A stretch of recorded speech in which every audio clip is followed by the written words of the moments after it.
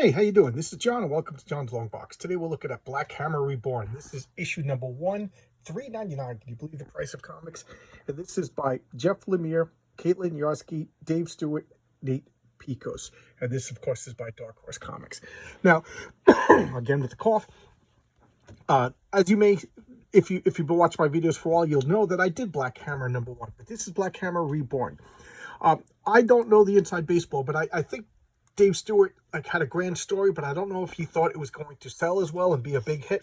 So he had a story about a group of heroes that were stuck on an interdimensional farm, and that was called Black Hammer. Black Hammer was a superhero who gave his life to save everybody, and they were exiled onto a farm and in another dimension, and they were stuck for 10 years. And Lucy Weber was Black Hammer's daughter.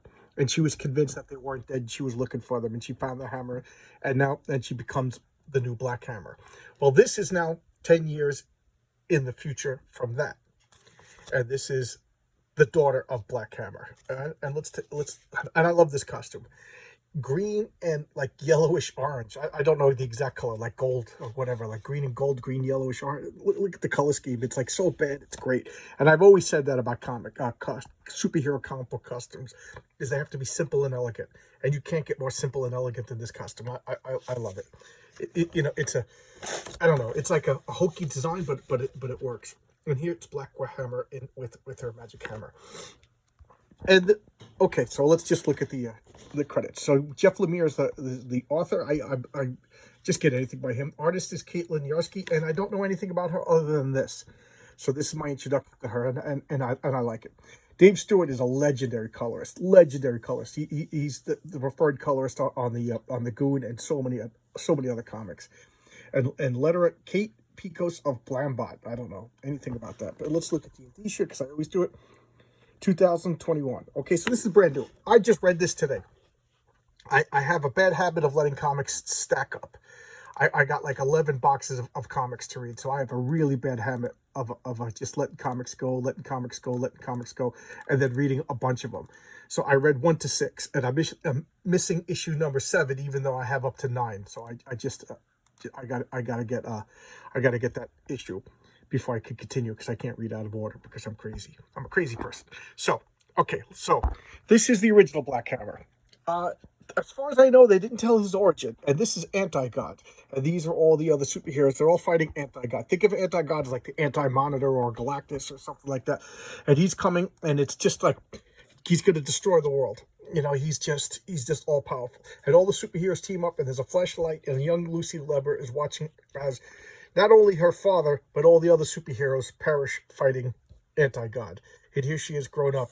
And she always thought that they were alive. And they were. They were alive in another dimension on a farm. That's Abraham Slam.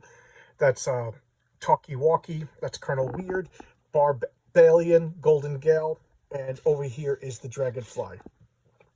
And they have to live on this farm in another dimension that was created as like a safe haven for them, because for whatever reason, if they all get together, there's too much power concentrated, and that summons the Anti-God.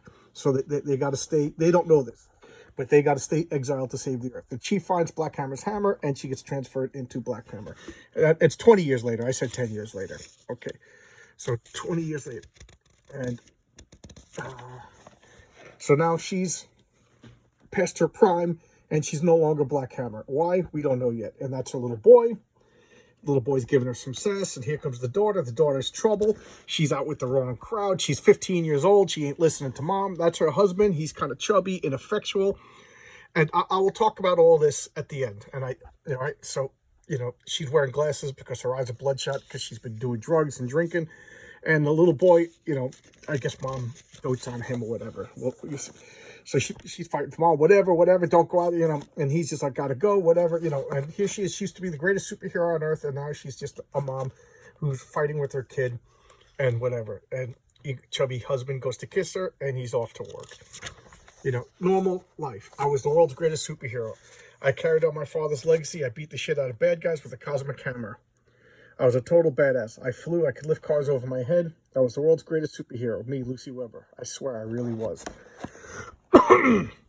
And this is 1996, so this is going back in time. I'm sorry about the call. And this is the Black Hole, the cheesy super villain.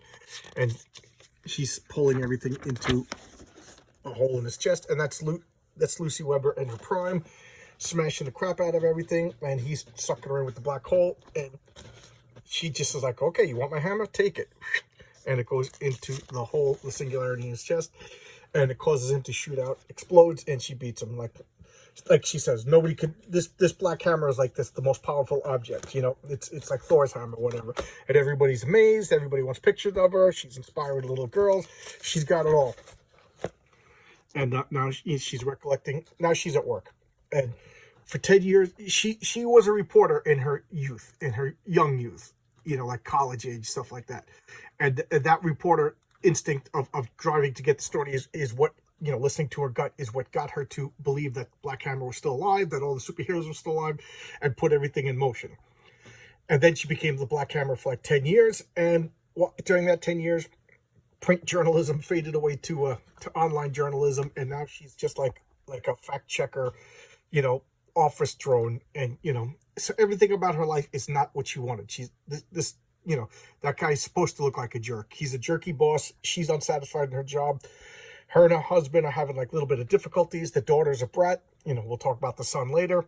You know what I mean? And here she's meeting her best friend who's like her sidekick for work. And she's now making a living as a private detective. So now they're having drinks. And she goes, what do I do? I you know, because you're complaining. I have to spy on cheating spouses for a living. You know, that's what I do for a living. And of course, as they're talking, she's thinking about the glory days. A lot like The Incredibles. And if you saw my video on T-Bird and Throttle, I talked about how I love the concept of like the you know, the superhero trope of the superhero past their prime going on a redemption arc. I just love that type of story. I love The Incredibles, you know, T-Bird and Throttle. And then this looks like it's going in the same direction. And what's happening? Look at this. So, I think I went a little too fast. So they're drinking in the bar and they're having a boom. So she's like, you know, what are we drinking for? She goes, what do you think? This is a social call? Here's an envelope. Dun, dun, dun. She's like, shit. And then, boom, explosion at the whatever, and everybody's running around, and freaky craziness is happening outside. Look, it's just insanity. She's like, what the, you know, and here comes Trident. Trident is like S.H.I.E.L.D., but like with like more sinister overtones. Don't worry, Trident is here. I forget what it stands for, but it's Trident. Now go away, you know. We gotta leave, let Trident handle it. And like, she's pointing to the statue of the old superheroes, and she's like, what am I gonna do? So she goes home, and they're watching this crazy escapade on the TV show. Note, the daughter's not here, and the little boy has a black eye. What happened? He got into a fight, and she's like, that kid's been bullying you. You can't. And she's like, what? No, he's the bully. The little boy's the bully. So she's like, so the boy, he's, you know, he acts like Eddie Haskell, perfect at home, but he's a terror at school. So she's like, I got to do something. You know, what's going on? You know, look, if the whole city's under attack, you got to do something. She's like, I'm not doing it. I'm not becoming Black Hammer again. I'm not becoming a Black Hammer. And then, remember the envelope she was handed? He's having an affair. Dun, dun, dun. She's like, pack your bags, get out. So here she is, Lucy Weber, Black Hammer. She was the most powerful superhero on the planet, and now her life is just in shambles. And flashback, look at the bloody hammer. She's going into her secret lair, opening up everything. There's the Black Hammer, and I'm never going to become Black Hammer again. Look at this guy. Chest is crushed, the hammer's all covered in blood, and she's just crying. Look at that. Skull Digger. Just, I love that design. I love this design. So, I kind of went through that fast, but look at the back cover. The dog gets sucked into the black hole. All right, so first off, I knew I was gonna like this because I like Jeff Lemire. I've been a fan of his since Stray Bullets. So when I saw he was doing the superhero Black Hammer, I had to pick it up. I was surprised with how much I liked it. Then he did like Black Hammer Visions, which was all like other people doing like minor characters, stuff like that. That was wonderful, except for one issue. And then he did like side characters like Sherlock Frankenstein, and Dr. Star is one of the best comics I've ever read. Just really good. And just so you know, if you're interested in the Dr. Star, the trade paperback is called Dr. Andromeda. I don't know if there was a copyright problem or whatever, but they changed it, and they even refer to him in the series as Dr. Andromeda. He plays a major part. So that kind of drives me nuts because Dr. Star was a cool name. But, okay, so now back to this. So, we find out that her son is a bully. The daughter's like a drunken, drugging party girl. The husband's having an affair, and she's just miserable. And so she's got to, whatever, the superhero redemption arc is happening, and the town is going crazy. There's this interdimensional thing happening. Is it anti-God? I don't want to spoil it, but let me just say, this is, a lot of people complaining right now because, like, oh yeah, it's a black woman, and just look. It's a black woman who's healthy at any size. She ain't in the best shape. She's kind of chubby. She's gonna put the costume back on again, and she's actually, she looks pretty good in this. But then there's a guest artist who draws her really, really fat in the next issue in her costume. So I know what you're thinking. This looks like it should be a woke comic because the black woman is the most powerful superhero. She's overweight, but Jeff Lemire is a great writer, so he gives her depth, characterization, a great story. Also, there's time travel because Colonel Weird shows up, and he shows up at different times, kind of like Dr. Manhattan from The Watchmen.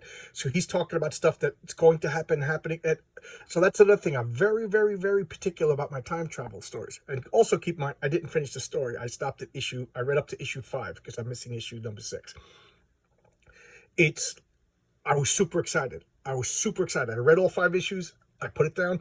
I looked to see if I had issue 6, realized I'm missing it, and now I'm doing the video. I was excited. My heart was racing. This was like comic books that I grew up reading. I really, really liked it. Looking forward to it. What's going on? There's real danger, and I don't want to spoil anything, but there's real consequences. And I like the way he's doing the time travel and the prophecy and stuff like that. On the surface, this should be a comic that I wouldn't touch in a million years. But Jeff Lemire proves that you could do anything as long as you treat it with the respect, characterization, and depth. It is so good. So good. I highly recommend this. So far, Black Hammer has been just firing on all cylinders. I really liked everything about this comic. All the side comics, all the little tangential characters that they give little art. It's so good. All right. I could rant and rave and ramble for another hour or so, but I think you got the point. Check it out. It's really worth it. All right. I'll see you tomorrow with another video. All right. Bye-bye, guys.